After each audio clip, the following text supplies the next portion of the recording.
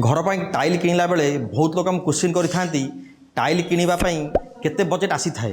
Tile budget आपणकर brand to brand ढारी करे। आपड़ जो लोकाल टाइल पकाउछन्ती ताहा आपन चिपर प्राइस होइजिवो। जदि आप ब्रांडेड टाइल पकाउछन्ती आमे जेपरिक आम समस्त प्रोजेक्ट रे जॉनसन काजारिया रियाक्ट सोमानी परी ब्रांडेड टाइल पकई थाउ। जदि आप 2x4 साइज टाइल पकाउछन्ती ताहा आपन को 60 रु 65 टंका नॉर्मली आसी जाय थाए। जदि आप 2 फुट 2 फुट पकाउछन्ती तो 50 रु 55 टंका आसी जाय थाए। जदि आप स्मॉल साइज फुटे 1.5 फुट साइज टाइल पकाउछन्ती ताले आप 40 रु 45 टंका रेंज रे टाइल आसी जाय थाए।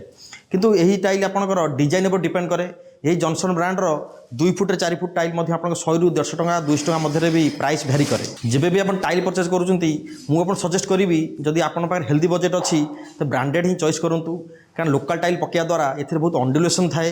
यह लेइंग बा पकेला बेले जॉइंट मैचिंग करिया टिके कष्टसाध्य होई थाए।